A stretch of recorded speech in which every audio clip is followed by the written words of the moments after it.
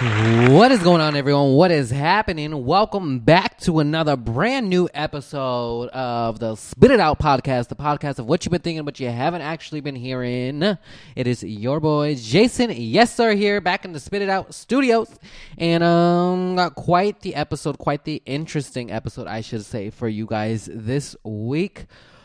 Let's get into it now. Right off the bat, technical difficulties we've been having this week, this episode. Just lately, a lot of things been going on, and I don't even know where to begin, to be honest with you. Now, of course, right now at the moment, Miss Tracy Trees, the booty shaker, is not here. She was supposed to be, once again, I keep saying this every single week, and you guys are probably like, this is redundant. You say this every single week. She's supposed to be there. She's not there, whatever. Okay, so let me just let you guys know. There's been some technical difficulties lately. Her connection getting on. I know she had an issue with her laptop, phone-wise, whatever, all that. Logistics. Also, we've did a trial version earlier, and it was kind of there. I will say it was more so on the ghetto side. But I don't know if she is going to join in. I was just talking to her not too long ago. We tried something, but she expected me to host the show and have her in while she had this background music playing and the lighting was bad and horrible. And I'm just like, okay, it's already on the ghetto side as is. We're already, dealing with enough technical difficulties. We don't need to add any more. So supposedly she's trying to go to a different spot to get some better internet connection, lighting, whatever. That was about 15 minutes ago, and I still haven't heard. So I'm just here ready to start the episode for you guys. I don't want to wait any longer. I need to put this out. If you guys don't know, right now it is Cinco de Mayo. It is Tuesday, the day before the episode goes out. Spoiler alert. So I'm running last minute. I'm like, let me just hurry up and get this done. I don't want to come down to the predicament where I don't know what's going on, and I'm rushing to do everything for you guys and get it ready to go. So I figured, let me do this. If she ends up joining in at some point, she joins in. If not, then I guess it's whatever. But hopefully, because I was expecting it. Once again, I did prepare a show for two, not just for myself, and hopefully she does end up getting in. So if so, we'll maybe cut to a commercial or something and get her in, and hopefully she can join in at any time soon. I haven't heard anything late as of yet, so I'm still constantly going to see me looking down, and so just to see if I get a message or anything that she will be joining in. But anyways, what is happening? I'm just out of breath just from introduction and letting you guys know what's keeping you on up to date, what's going on. As you can see today, like I said, Cinco de Mayo, so I got my little margarita or so here poured, and we're gonna take a sip. Just so you know, we wish us well this episode. Now it's about my third drinking. So we're going to see how it goes, how my words go. Of course, you guys know sometimes we slurring the words or so, but hey, what's new? Nothing much. But anyways, let's catch up and see what's happening now. Like I said, if she joins, we'll catch up with her because I do want to. It's been now 5 weeks or so that she hasn't been here. And this week actually was prepared last minute as well because other things came through. You guys don't even want to know about this, I'm sure. So I'm not even going to bother talking about it. But anyways, as you guys know, let me fill y'all in because where we left off last episode, I was telling y'all I went ahead and tried my attempt to make a banana bread. So I told you I would give you an update, let you know how that turned out on the next episode, and here we are a week later, so I'm here to give you that update. Now, the banana bread I mentioned, I was lacking some ingredients or so, but I found a recipe that didn't call for all the ingredients as like a normal banana bread recipe or so. So I did find one that didn't require any baking powder, any baking soda, and that's just what I needed because I didn't have either of the two. So I found one, but it did require an egg. And I ended up coming to find out that the eggs that I had were expired. They floated to the top after I put them in a bowl of water, so I was unable to use those. So I went ahead and discarded the eggs and still went on with the process and made the banana bread without the egg. So we'll just leave it at that, okay? So I made it. I tried it that day. Last week I did try a little tiny piece, and I was like, it probably could have used a little bit more toasted or so. It was something like the texture, the consistency, something about it just wasn't hidden right, I should say. So I was like, and I didn't touch it for a couple days. I put it in the fridge, and I actually went back to it the other day, and I ended up toasting it. Threw it in the toaster oven and was like, okay, let me see if I could just, toast it up, the inside, the middles, and that, and tried it again. And I will tell y'all, the flavor was there for the most part. but I don't know, something still. It wasn't like a banana bread that I was expecting or that I know of or tried in the past. Now, I still haven't had banana bread in a while, so I couldn't really compare it to something right away or something recently. But just knowing from prior banana bread experience, it still wasn't hitting it as I wished. But I'll probably end up throwing it out. It's still in my fridge, to be exact. It's in my fridge right now. I'll probably end up throwing it some. I only took another like little sliver of it. I ended up having, so there's still more than half of the pan, like 3/4 of the pan left. So it'll probably end up just being in the garbage or so, and that's my experience with the banana bread. I haven't baked anything lately since that time, as of last week, so I don't know what my next baking recipe or experience will be, but we'll see what happens about that. Okay, so Cinco de Mayo today, obviously, and yeah, that's just about it. Like I said, this comes out Wednesday, so it'll be all over with, and you guys won't even know. Anyways, let's get into, okay, I want to talk about what I'm currently watching, actually. So currently, I've been watching quite the amount of shows. I've talked about some in the past, but I came across a new series on HBO. HBO is called We Are Here. And it's 3 drag queens. So you got Shangela, if you guys are not familiar with drag queens, or so if you are, cool. Shangela Wadley, Bob the drag queen, and Eureka O'Hara. They go into these towns that are, how would you describe it? They go into these towns more so that are not exposed to nowadays society, I should say. I don't know how to put this. There you go. Conservative towns. They go to these conservative towns and try to open up their mind and show them an experience and all that. And they put on a drag show. But the neat concept behind the show is the people they find, each drag queen, the 3 of them, find people or peoples that they go ahead and transform into drag, and they put on a show performance for the locals. So everyone comes to like their local theater or so, and then they'll put on a performance, and in the show will be locals as well. So the 3 drag queens will get locals. Now the first episode, you know how my describing is when it comes to things and telling you guys stories, horrible. Anyways, the first episode, they went to Gettysburg, Pennsylvania. Now, if you guys aren't familiar with Gettysburg, Pennsylvania, very, very conservative town, still full of like Confederate flags and everything. Not many people of color, black people. There's just full of whites. You know what I'm saying? So, first episode, they go to Gettysburg, Pennsylvania. They end up transforming into drag. What was it? A gay guy, a straight guy. It was a gay guy, a straight guy, and a mother who disapproved of her lesbian daughter when she came out. She actually, the daughter ends up living with the father and such, hasn't talked to the mother in like 8 months or so.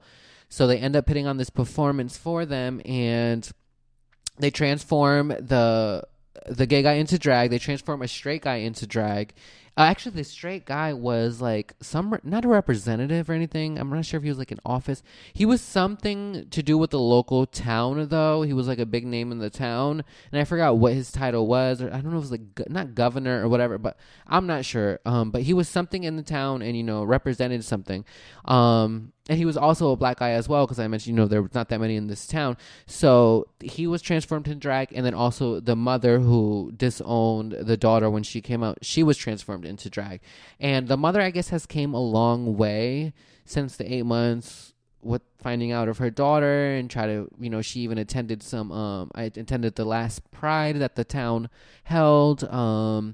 And she's also they have a organization program or whatever, free hugs from moms, where it's more so like people can reach out that don't have, maybe a mom figure in their life or something, they don't have that love where they've been disowned themselves and they can't, open up to some. So they're just these other moms that started like this organization type thing, and they get free hugs and just a support team, and to be there for everyone and such.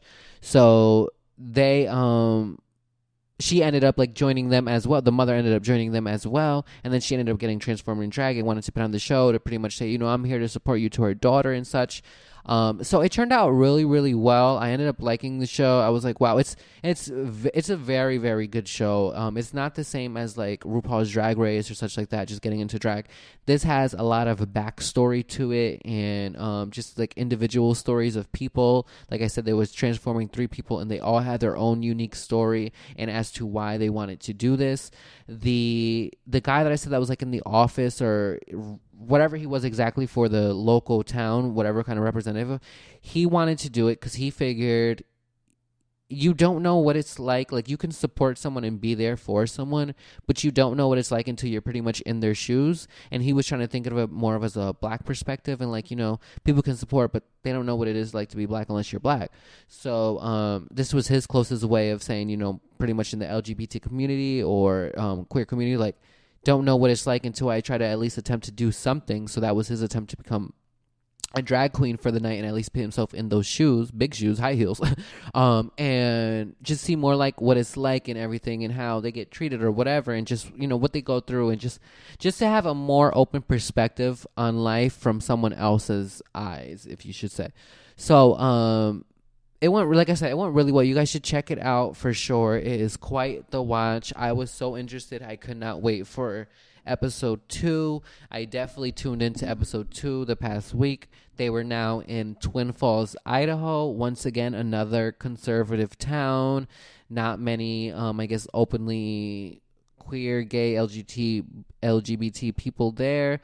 So it was quite interesting as well. Now, they did do, again, each drag queen, Bob the Drag Queen, Eureka, and Shangela, each had their own who they had to, transform into drag. But this was different. They didn't work with one person. They actually worked with a couple. One of the drag queens, Bob the Drag Queen, had ended up working with 3 local drag queens in Idaho, the Twin Falls, Idaho. So there was 3 local queens that, maybe rough around the edges or so, needed a little work here and there. So he took them in and showed them and wanted them to put on a performance, and pretty much to say, come together for those 3, because crazy as it sounds, these were like 3 local drag queens, but they don't hang out with each other or anything. They might see each other once a month, once every other month, just when they would do a performance or whatever. But he wanted to pit something and collaborate them all together, the 3 of them. So they ended up doing like a show together. Well, they all ended up doing a show at the end. I guess every episode ends up being a show. But he got them all 3 to do one. Another cool thing was there was a guy on there, a gay guy who worked at like Sephora, Ulta, one of those places, did makeup. He was openly gay, but he still not so supportive, maybe in the family or so. And it was hard for him. He actually made a statement where it was like he felt most of the time where he was walking around with like a backpack full of bricks or so, because he was just, holding on this excess weight. And when Eureka actually took over, this guy, like, to transform into drag, and explain this story to his father, and the father almost pretty much broke down and got so emotional and was like, wait, you're talking about my son said this?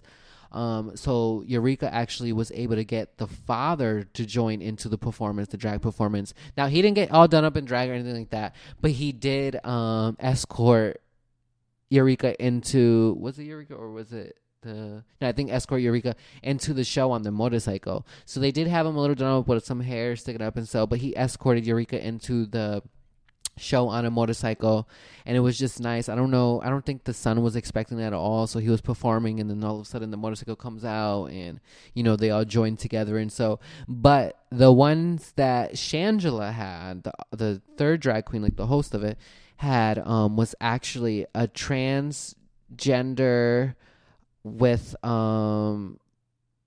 getting married. It was a transgender and a woman, I guess. I'm not sure. I'm sorry. I don't know what their pronouns, what they went by or anything like that. But it was female to male transgender was marrying a woman. And now the transgender family more so supported everything and was there, but the girl's family, the woman's, her family wasn't there. They didn't support anything at all. But I guess they had got married in the past, but they still didn't have much of a celebration or so. So they ended up adding the celebration at the end of the performance at the night when everyone performed. So all the local drag queens, the gay kid and his father came in, and then they, at the end, they had like a little wedding ceremony with part of the show, and it was so cool and everything. They came out to a song, they performed, and they ended up bringing the wedding arch thing that they get married under. I don't even know what it's called, but they ended up bringing that out and everything, and getting, pretty much like reenacting the wedding there, and you just seen the crowd and everything going crazy for them and such. Really cool. I gotta say, if you guys have not seen that so far, you definitely need to check it out. We're here on HBO. I'm not sure what day it comes out on or so, but check it. I think like Thursdays or something, maybe. I'm not sure. But definitely check it out, because if you guys just want to know, if you're interested in, queer culture or anything like that, or you just, I don't know, you like drag queens, or if you just want to find a new perspective and figure out, or if you have questions of your own, it's something definitely to watch. It's set up kind of like a documentary style. Like, it's not really shot like a reality show. It definitely is not shot like a reality show that you guys might be used to or seen, or like I mentioned, like RuPaul's Drag Race. It's definitely not like that. It's more so of a documentary type of style, and very informative, and just take a look. You guys would probably love it if you started watching it. I started watching it, I was like, okay. I had heard about it, but I ended up catching it late, and then when I seen it, I was like, oh, definitely I'm gonna stay tuned and continue to watch this. So like I said, HBO right here, check that out. All right, let's catch up though. I jumped right into that. I didn't even catch up with you guys. We're still in quarantine, as you guys know. Now, reopening America, let's talk about that. Now, I'm here in Florida. If you guys don't know, now you know. And Florida is one of the states where they're like starting to reopen things around here. Georgia as well. And I don't know what to think about it, to be honest. I've still kept my ass inside. I've not been going anywhere besides the grocery store and taking my dog out to walk. But besides that, I'm like, I am staying inside. There's no need for me still to be out anywhere. And this is just getting done. Like, we still don't even have a vaccine for this, first of all. And I'm not ready to go out there and deal with the amount of people. And the people that are out there, it's like, I don't know. I don't get it. I still don't get it and everything. There's just so many questions and answers that we don't have. And it's just like, what is to come? Is there going to be a wave 2 that they're saying later in the fall, where it's going to come back? Because they were saying the curve was starting to flatten. And so I do want to talk about that, though. The curve is starting to flatten. So that's what the reports are in. They're trying to say the amount of cases or so, the amount of deaths is starting to decrease, that the curve of the graph chart curve is when they say the curve, it was starting to decline. So it was starting to flatten down. But there was a really good point that I seen on, I think it was Twitter, and I don't know where the proper credit is due, so I'm not going to go ahead and say anything. I don't even have the person's name or anything like that, and they probably stole it from somebody else. But there was where someone mentioned right now, like, okay, the curve is flattening, but at the same time as the curve is flattening, you going outside is pretty much like you taking a day of your antibiotics and feeling like, oh, you're A-okay, you're Superman now, and now you're good to go. You don't need to take anymore. You know what I'm saying? You get it? Like, we're not there to the point to be like, okay, everything is okay, everything is good. Let's just go ahead about our normal lives and days and just continue on from there. There's so much stuff still that, like, I don't know. And I wish everyone the best, too. Now, I don't want to be, that pessimistic and, make it sound so negatively and whatever. Like, no, you need to stay inside. So, like, I understand people want to get out. It's getting nicer out. It's then become summertime and everything. And, the sun is shining and it's getting hotter and warmer and people want to be out and do all this stuff. Don't get me wrong. I do, too.